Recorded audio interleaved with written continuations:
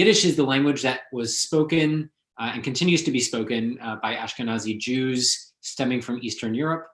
It's a topic of perennial interest for linguists and language enthusiasts because of its status as a sort of fusion language between a Germanic base with Hebraic and Aramaic elements, as well as a Slavic layer added and plenty more to play around with.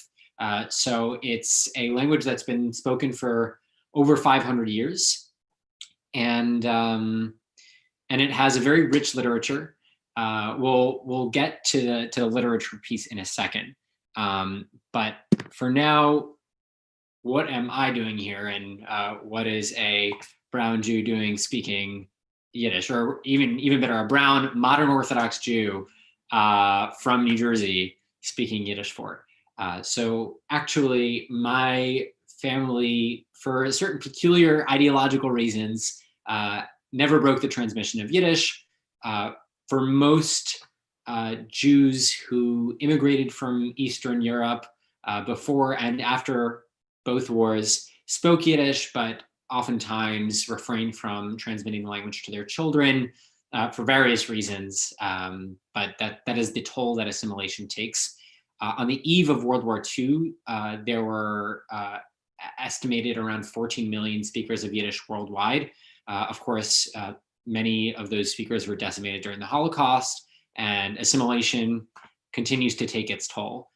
So I happen to grow up speaking Yiddish. That's a picture of me and my little cousin who grew up speaking Yiddish. He grew up in Chelsea. I grew up in Teaneck, New Jersey, in the suburbs of the city. And we all spoke Yiddish with each other, with our siblings, with our parents. And there was a rich, largely secular, or rather non-Hasidic Yiddish culture that surrounded us as we grew up as well. But growing up, I was not particularly interested in reading Sholem Aleichem. I wasn't particularly interested in reading the treasure trove of Yiddish poetry, which now, many years later, I'm looking back at it saying, wow, this is so amazing. Yiddish literature is really on par with the literature of other major languages. But as a kid, I wasn't particularly interested in that. I was more interested in the flashy, cool books that my English-speaking friends had. And of course, one of those books was Harry Potter. And I wish that I had something like that in Yiddish growing up. Instead, my mom tried to get me to read older Yiddish literature, which was typically aimed at adults, as well as some more modern Hasidic picture books, which, although they did have that glossy, colorful feel, they oftentimes were limited in the themes and subject matter that they dealt with, and often tended to be explicitly moralizing, which is in line with the values of the Hasidic community. So Harry Potter, I decided, would be the thing which would fill the gap for little me. So if I couldn't fix it for myself as a kid, at least I would have something for my children and for other children who are growing up speaking Yiddish today to be able to read and feel really excited about. Harry Potter is it is the best-selling series in history. I believe the best-selling book is the Bible. Perhaps there are some rabbis on here who can fact check me on that, but the best-selling series is Harry Potter. And at least the first book of the series has been translated into over 80 languages, to which, of course, Yiddish is now a part. Its popularity is, I think, universally recognized. It deals with themes of growing up and fighting with good and evil and the world of fantasy, which is not a particularly original set of themes. It's been done before and it's been done after, but Harry Potter is the one that really struck gold, and that has really, as we say in Yiddish, angebacken in Herzen. It really got baked into the hearts of especially people in my generation. I grew up in the 90s, but I think it has appeal much beyond that. So we'll do a quick poll now. Have you read Harry Potter? And if so, have you done it in translation? Your options are, yes, I have. Sort of. I only read a few pages of the Hebrew translation. Nope, I've only read the original. And the fourth option is for those of you who are not quite sure why you're here.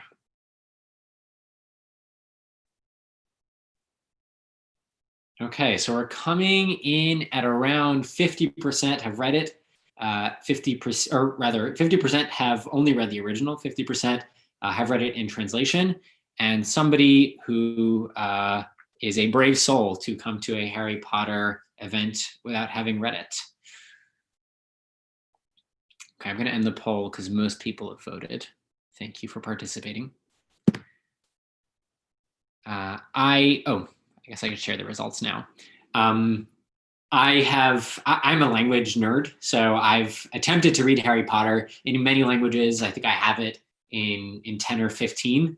But of course, the more books you have, the less you read them, but I love having them on my shelf. Okay, I'm going to close this poll and move on. Okay, well, I already answered this question, Harry Potter in Yiddish.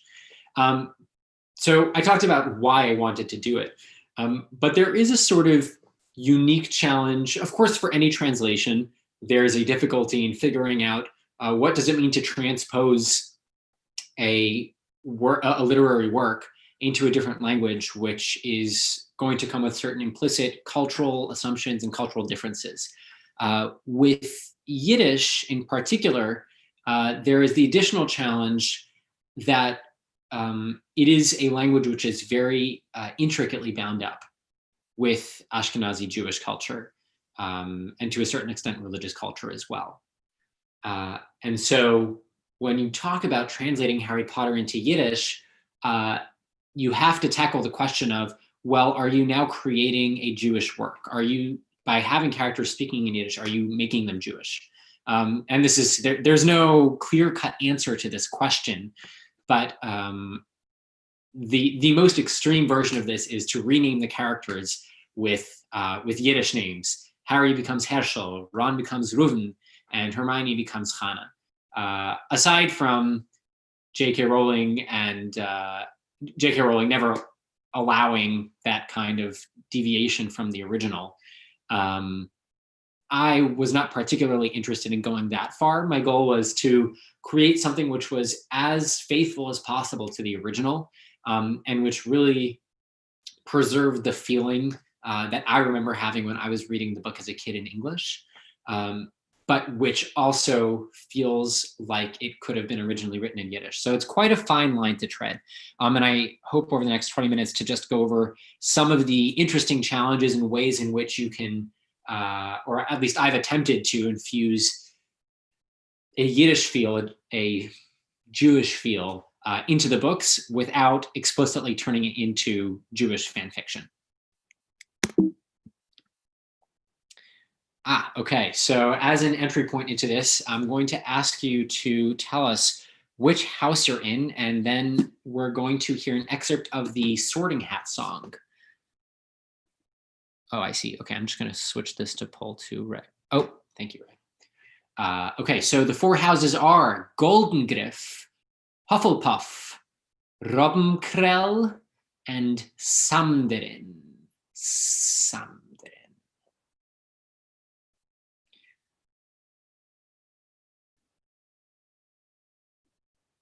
All right, Samderin not getting a lot of love. We seem to have a lot of Ravenclaws. Okay, I think I'm a Ravenclaw too. I feel like I've taken the poll multiple times on Pottermore, and every time I get a different answer. But I think the most recent one was Ravenclaw. Wow, okay. Slytherin is not a fan favorite today.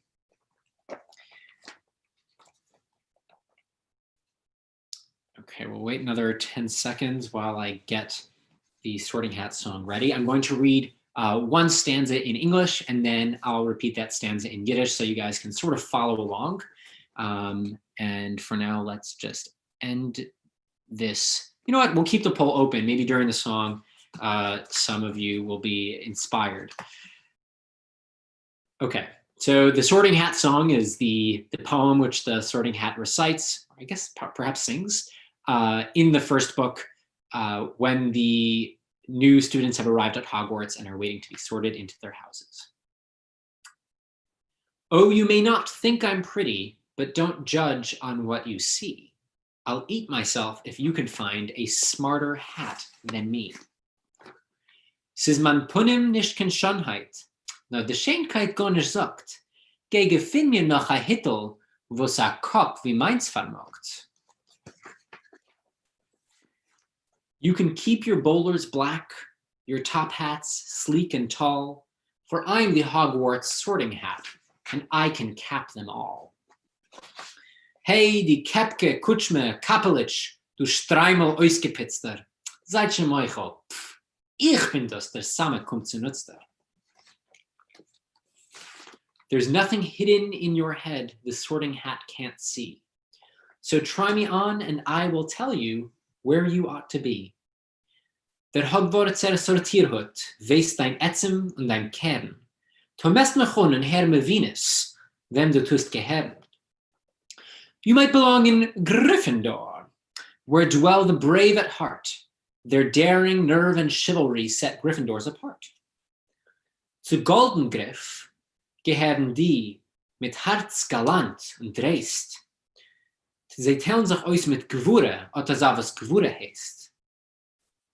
You might belong in Hufflepuff, where they are just and loyal. Those patient Hufflepuffs are true and unafraid of toil. Gehörst du wieder Hufflepuff, den Joischer haltst du teuer, meid's nicht aus der Horavanje und beständig a Getreier. Or yet in wise old Ravenclaw, if you've a ready mind, where those of wit and learning will always find their kind. Beschert zu sein in Robbenkrell ist der mit scharfen Sinnen, die Unhängers von Wissen und von Klugschaft sich gefinnen. Or perhaps in Slytherin, you'll find your real friends. Those cunning folk use any means to achieve their ends. Sie efter treffst die echte Freund in Samderen dem Chitteren. Wir bei dem Ziel der Griechen sind in Kuscher alle Mitteln. So put me on, don't be afraid, and don't get in a flap. You're in safe hands, though I have none, for I'm a thinking cap. So tu mich auch nicht, schreck sich nicht, ich leg auf dir kein Hand. Ich bin fort Gläuser Sortierhut, gar ein freundlich Stück Gewand. And still no Slytherins. That's okay. All right, Ravenclaw wins. I didn't get to vote, and yet we still won. So we'll move along. So we just talked about Slytherin being Samderen. So how did I get from Slytherin to Samderen? The one option the translator always has is to simply transliterate the word into Yiddish, modifying it so that the sounds fit. I didn't prefer this option for Slytherin because of that th sound represented by the th, which doesn't exist in Yiddish, and it would have to be Slytherin, which I wasn't happy with. It really it disturbed me. So I decided I would have to go in a slightly different direction and consider what the derivation of the word Slytherin is. Of course, it bears a suspicious resemblance to the word slithering, which a snake does. And of course, the mascot of Slytherin is a snake. So I was casting about for what words would match, and I really wanted to do something with Schlang, and my wife informed me that Schlang, which in Yiddish just means snake, in Yiddish can be interpreted in a slightly more uncouth way. So we didn't go with that option, and I took the word sam, which means venom in Yiddish. In Hebrew, it means drugs. And derin, which means therein, and smush them together and you get samderin. So literally meaning there is venom within. So it kind of maintained the original shape of the word, and it still maintained the association with snakes, although not being quite the original word. So I think a creative solution. I'm not satisfied with it, but as so often is with this kind of translation, you're never going to get the perfect answer. Oh, okay, I already read that. Okay, another poll. The name Voldemort, well, I'm not going to pronounce it. You know how it's spelled. Is the T at the end of it pronounced? Is it Voldemort or is it Voldemort? Or is it kind of neither and kind of both?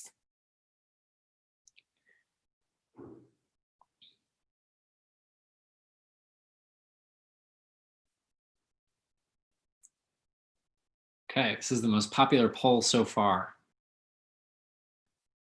I'll give it another 5 seconds.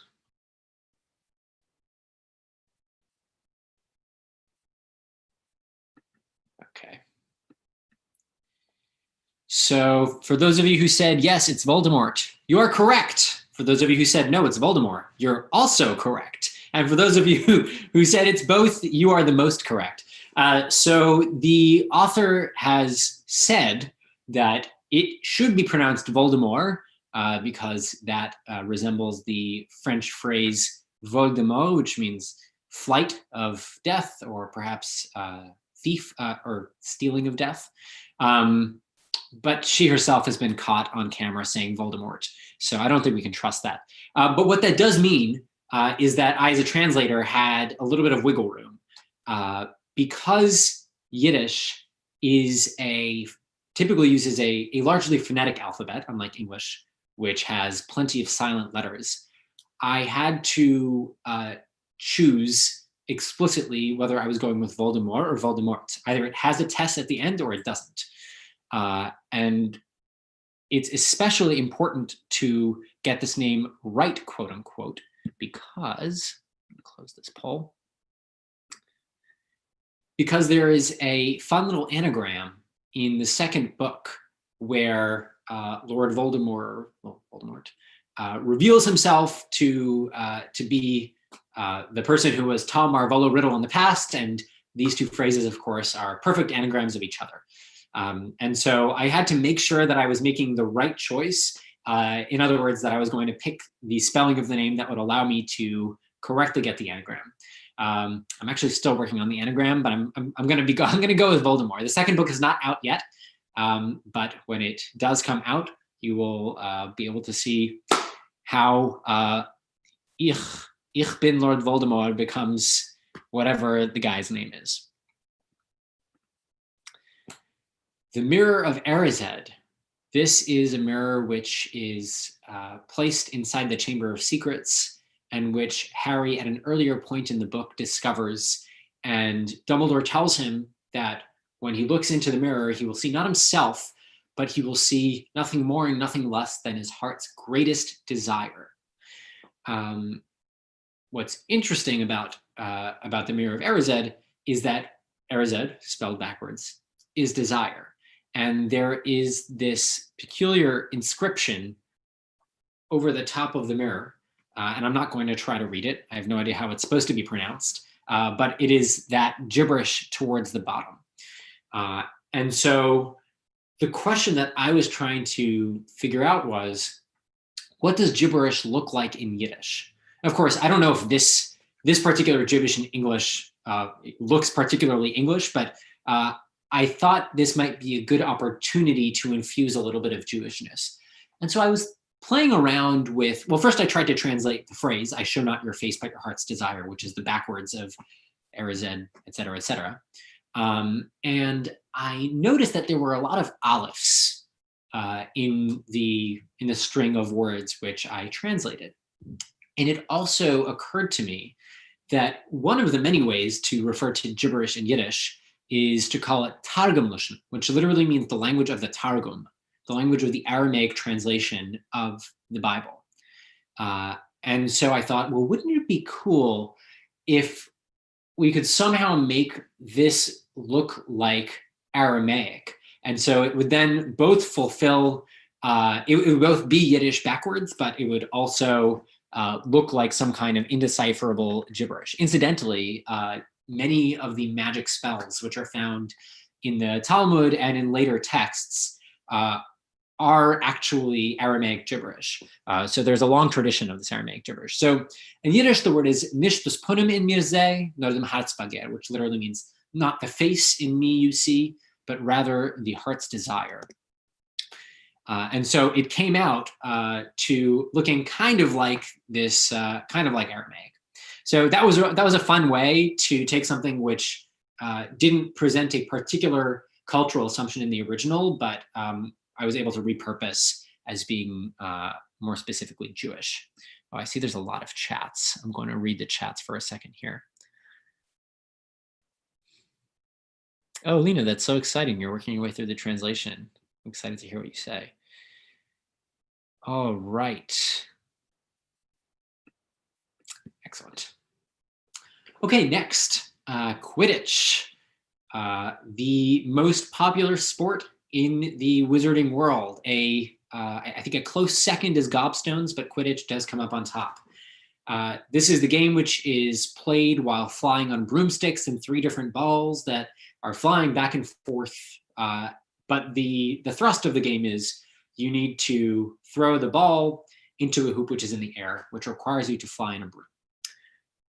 Now, Quidditch, the word itself doesn't appear to have a clear derivation. Some people have suggested that it derives from the names of the 3 balls being smushed together. So you have your quaffle, you have your quaffle, you have your bludger, and you have your snitch. So if you get the qua, the duh, and the itch, you get Quidditch. That's not what the Harry Potter wiki says. The Harry Potter wiki says it's something totally different, but in any case, those are always good opportunities to get creative. If I don't have to stick with something in the original, I'll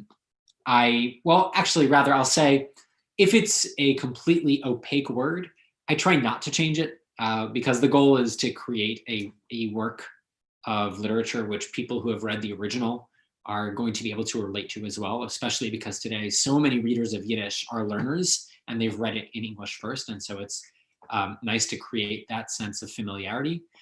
But in this case, I had this nagging feeling that there was something really cool that I could do with Yiddish because there is this phrase in Yiddish, as Gott will schießt der Besen, which if there are any Hebrew speakers among us, it's been imported into Hebrew as well. So, and that means if God wills it, even a broom can shoot. And this phrase means something along the lines of anything is possible. And so I was trying to figure out how do we take this saying and turn it into the name for the sport. So I just started taking words out one at a time until I got a word which was short enough and snappy enough. And so I took schieß, meaning shoot, and besen, meaning broom, and I got schießbesen. Interestingly enough, one of the translations that came out before my translation was one into Scots English. And I don't know if anybody's ever taken a look at the Scots English Harry Potter, but that version's word for Quidditch also has the word, a word of similar stock as besen. I believe it's called a bisambaw. So I'm not the first person to import that word to translate Quidditch. So next, how else can you infuse Jewishness into a non-Jewish text? I believe this is going to be the last poll. The beloved, to some, potato pudding, which you might eat on Shabbos. Is it pronounced kugel? Is it pronounced kegel?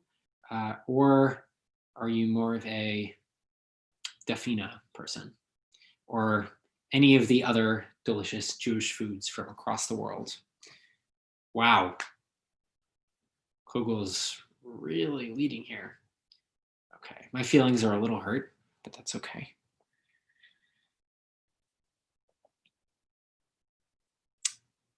Okay, I will close this out. Spoiler, everybody said kugel. So kugel is the pronunciation which I guess has taken a very strong foothold in English. But kugel has traditionally been the pronunciation of the word among Litvaks, Jews of Lithuania, northeastern Poland, and Latvia, among as well as Belarus.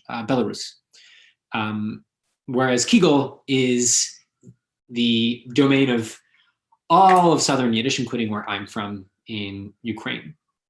The Yiddish dialects that were associated with these regions often came with very strong, shall we say, stereotypes or caricatures. So the Litvak was typically typecast, or rather stereotyped, as somebody who had a particularly severe demeanor, not a very strong sense of humor, very, very sharp.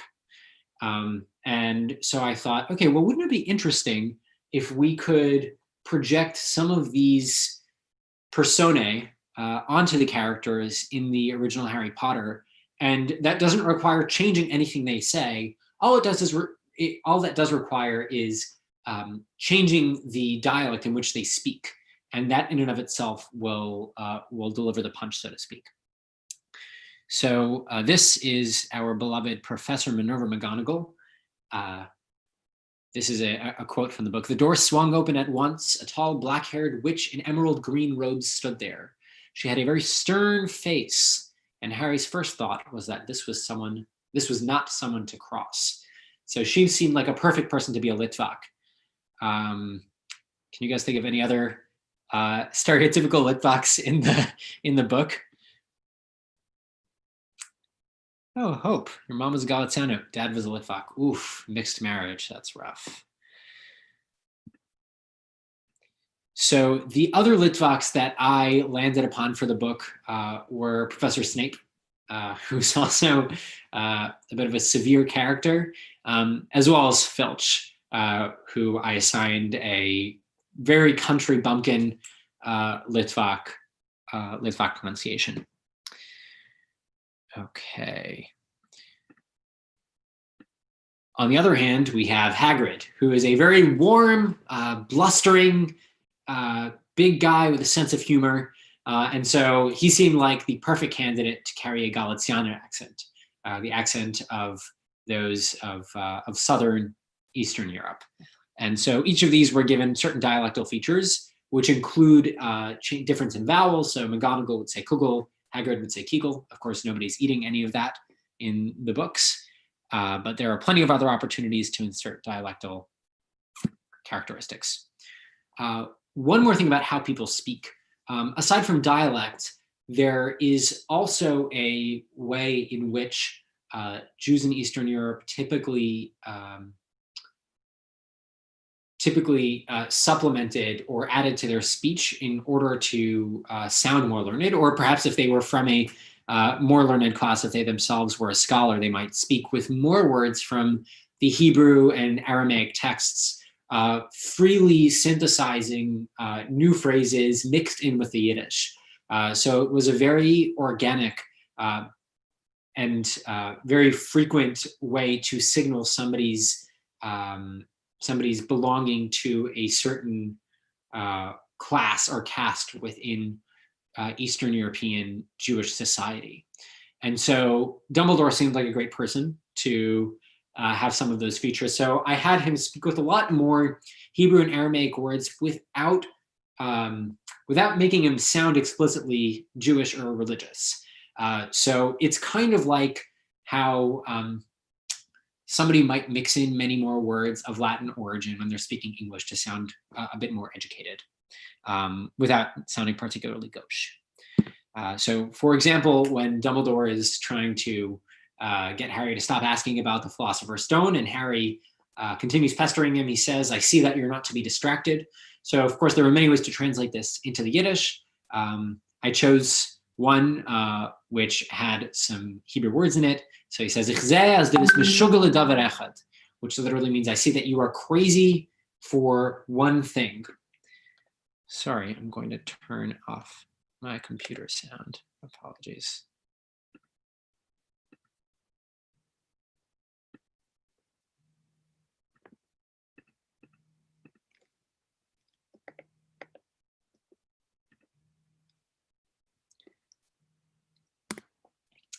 Okay. I think this is the last thing I wanted to cover. The names of the various fantastical creatures. This is a niffler. It's not in book one. I don't think it's in book two either, so I haven't had to think about how to say these cute little animals which resemble platypuses and love little golden coins, or really anything shiny. So in certain cases, I was able to draw upon the existing vocabulary in Yiddish, or generally in European folklore. So this is a goblin. We can argue about whether or not it's an anti-Semitic portrayal, but in any case, there is a word for goblin in Germanic languages, and in Yiddish, that word is kobold, which is actually cognate with the English word cobalt, which refers to an element on the periodic table, but traditionally referred actually to a spirit that lived in the mines. So those are called kobolds. And so goblins being called kobolden, that was not something that I had to innovate at all or really do much thinking. But there were other cases where I had to figure out how to match up the creatures that exist in Ashkenazi folklore with the creatures that exist in Western European folklore, upon which I would say the lion's share of Rowling's universe is based. So this is a house elf, and a couple of the defining features of a house elf are that it's essentially a slave. It works for humans. It has a powerful magic, and once it is given an article of clothing, it is freed. So in order to get familiar with the Ashkenazic pantheon of fantastical creatures, I started to take a look at some of the collections that were put out by the YIVA, the Jewish Institute for Research, at the turn of the 20th century, which included gathering legends and ghost stories, fairy tales that were told by Jews in Städtlach and in cities. And one of the stories that I came across multiple times was of a creature called the Shretl, which, well, the archetypal story would go like this. You would have a Baal Melacha, an artisan, so perhaps a shoemaker or a baker, who works very, very hard.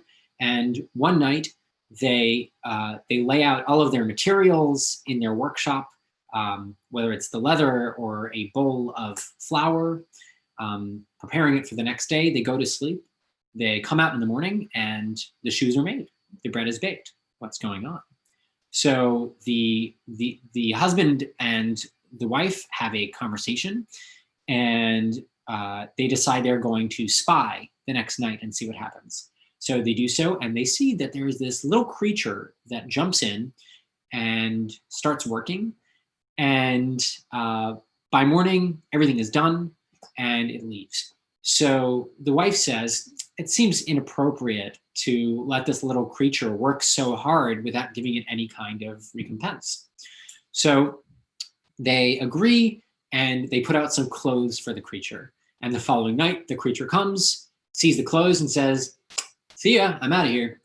And so I don't know whether the elf from Harry Potter somehow also derives from a similar tradition, but it seemed too perfect. So that was a case where I was able to kind of match up, make a shidduch between Ashkenazi folklore and Western European folklore. Okay, last one, and then we'll stop for questions. Who is reading this? This is the $1 million question. So, like I said, I did this really kind of for myself. Well, now for my daughter, I hope one day we'll read it. For my Yiddishist friends, the first run of the book was 1,000 copies, and it sold out in 24 hours, which was awesome. And then the second run was also 1,000 copies, and that sold out after 2 weeks.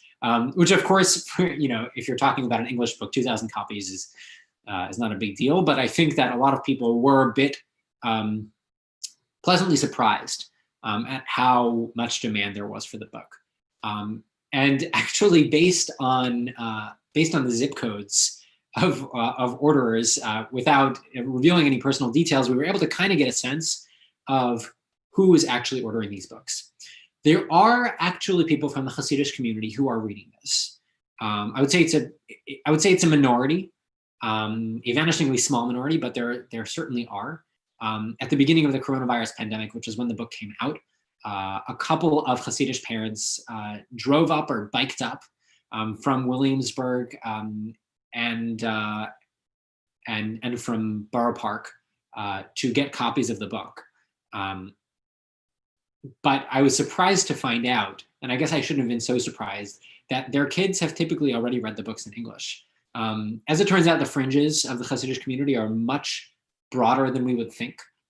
And although there certainly is a blinders part of the community which knows nothing from the outside world, there are significant fringes that are integrated with the outside world and for whom Yiddish Harry Potter is kind of like a curiosity. The variety of Yiddish in which it's written is somewhat different from the Yiddish that they speak today, but it's certainly mutually intelligible. I think actually, though, the majority of people who are purchasing the book may or may not be reading it. Perhaps they intend to read it. Perhaps they intend to learn Yiddish by reading the book. But I think many people are excited to have something which is both a part of their American culture. Harry Potter is something that many of us cherish, and at the same time is something which connects them to the heritage of their ancestors. And I don't really mind if most of the people who buy it just keep it on their bookshelf. I think that there's a lot of value in the books that we keep on our bookshelf, even if we don't read them. But I do hope that everybody who does read it at some point feels moved to open it up and maybe take a Yiddish class. I know a lot of people, even though this is not a beginner's text, this book is written for adolescents, but native speaking adolescents. So if you don't know Harry Potter and you don't know Yiddish, I wouldn't recommend trying to start with this text. But I found that many people who know that Harry Potter text very well actually are finding this a very helpful text to read because they already know the plot. Many of us apparently know the text by heart almost. And so it's a great starter text if you're trying to learn Yiddish. So that's it for me.